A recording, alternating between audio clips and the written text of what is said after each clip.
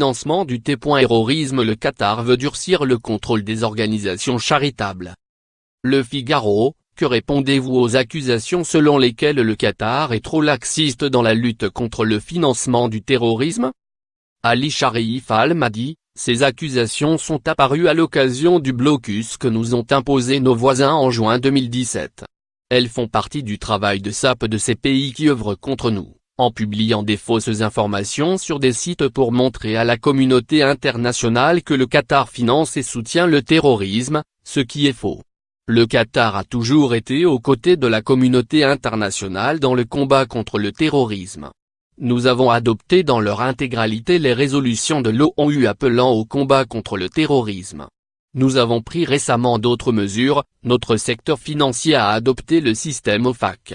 Nous avons également signé des lettres d'intention avec les États-Unis en juillet dernier et la France en décembre à l'occasion de la visite d'Emmanuel Macron à Doha. Ces accords nous permettent d'échanger des renseignements avec nos partenaires mais aussi de procéder à des transferts de connaissances en matière de cybersécurité notamment. Ces échanges sont importants, au moment où le Moyen-Orient est confronté à de nombreux problèmes, en Syrie ou en Irak notamment. La coalition internationale contre Daesh ne peut pas travailler seule, elle doit collaborer avec les pays de la région. Le Qatar va continuer d'œuvrer en ce sens. Lire aussi, le Qatar face au défi de son isolement dans le Golfe. Qu'allez-vous proposer à la conférence contre le financement du terrorisme à laquelle vous participez à Paris? C'est une plateforme très importante pour trouver les moyens de combattre ces financements, issus de notre région, mais aussi au-delà.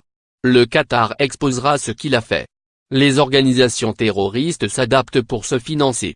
Ensemble, nous devons trouver les mécanismes pour contrer les financiers du terrorisme, et pour cela nous devons partager et échanger sur les méthodes nouvelles auxquelles les terroristes recourent pour se financer. Lire aussi, lutter contre le financement du terrorisme, l'immense défi des États. Votre pays a récemment mis sur une liste noire une personne que les Américains accusent depuis des années de financer des organisations terroristes comme Al-Qaïda. Il s'agit de Cheikh Abdelrahman Ben Omar Al-Nouami. Quelle est la signification de ce durcissement? Depuis le début de cette affaire, les avoirs de Cheikh Al-Nouami et d'autres ont été gelés. Nous les avons traduits devant la justice. La liste que nous avons publiée, nous la partageons avec nos partenaires. Nous allons être très rigoureux. D'autre part, le Qatar a amendé certaines lois qui offrent une plus grande flexibilité au gouvernement pour traquer toute activité suspecte. Est-ce que ce durcissement va s'appliquer aux organisations charitables qui sont, pour certaines, accusées de financer le terrorisme? À l'égard des ONG, comme Qatar Charity, qui est une association privée, mais aussi d'autres, le Qatar a également pris des mesures supplémentaires, pour remédier aux défis que posent ces organisations charitables. Beaucoup de leurs projets bénéficient à des pays étrangers. Je vous donne un exemple. Telle organisation construit une mosquée dans tel pays d'Afrique ou d'ailleurs. Mais vous devez savoir que le Qatar n'a rien à voir avec l'imam qui dit les prêches dans cette mosquée, ni avec ceux qui dans d'autres mosquées financées par des ONG qatariennes peuvent prononcer des sermons radicaux. Ce qui n'empêche pas de nombreuses personnes de critiquer le Qatar. Nous avons adopté une approche différente. Nous allons désormais travailler avec les gouvernements des pays concernés par l'aide de ces ONG.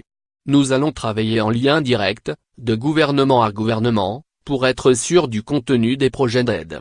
Si une organisation charitable qatarienne finance un projet en Afrique par exemple, nous demanderons aux autorités du pays concerné dans quelle zone veulent-elles qu'on intervienne, et à travers quels canaux pourrons-nous agir? Et cela pour minimiser les risques.